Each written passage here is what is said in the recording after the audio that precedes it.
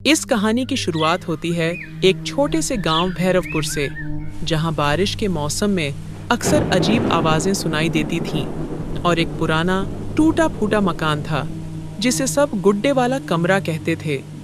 लेकिन किसी को नहीं पता था कि वहां गुड्डा नहीं, कुछ और रहता था। नीलू और राजू भैरवपुर में रहते थे। वो दोनों साथ में खेलते और साथ में स्कूल जाते थे। एक दिन जब वो दोनों स्कूल से घर लौट रहे थे, अचानक बारिश शुरू हो गई। चलो चलो जल्दी, मम्मी डांटेगी बारिश में भीग गए तो। तू डरता है?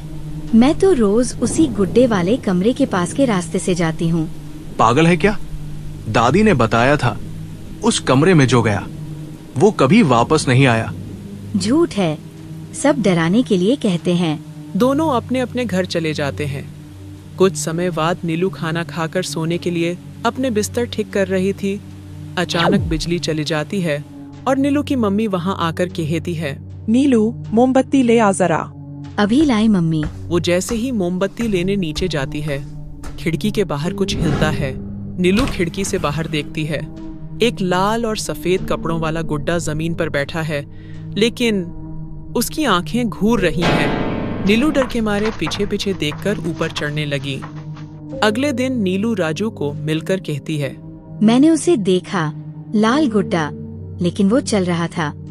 तू पक्का डर गई थी, सपना देखा होगा। नहीं, और आज रात मैं उसी कमरे में जाकर सच्चाई पता करूंगी। पागल हो गई है क्या? रात के 8 बज चुका था। नीलू एक टॉर्च और राजू एक कैमरा लेकर डरते हुए उस डरावनी हवेली पर जाते हैं।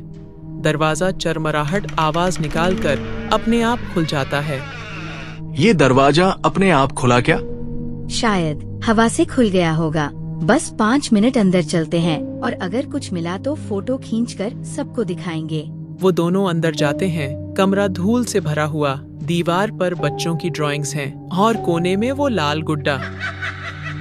जल्दी भाग नीलू। दोनों तेजी से दरवाजे की तरफ भागते हैं, लेकिन दरवाजा बंद हो जाता है। दोनों बहुत डरते हैं।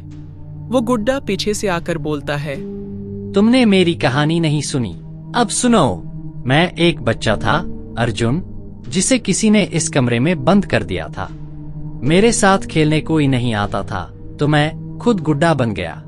अर्जुन, हम तुम्हारे दोस्त बनेंगे, लेकिन पहले हमें जाने दो। सच में तुम लोग मेरे दोस्त बनोगे? हाँ, पर बाहर हवा और धूप में, यहाँ नहीं। गुड्डे की आंखों से आंसू निकलते हैं और अचानक वो हवा में घुल जाता है। कमरा रोशनी से भर जाता है। नीलू और राजू वहां से निकलकर अपने अपने घर चले जाते हैं। सुबह होती है। नीलू और राजू एक बार फिर से उस कमरे में जाने की सोचते हैं और कमरे की तरफ जाते हैं। कमरे की दीवारों पर अब ड्राइंग्स में 3 बच्चे हैं, नीलू, राजू और अर्जुन।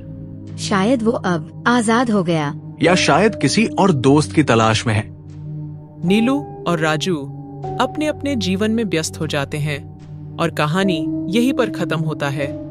आप भी कभी किसी पुराने खिलौने को नजरअंदाज मत करना, क्या पता उसकी भी कोई अधूरी कहानी हो।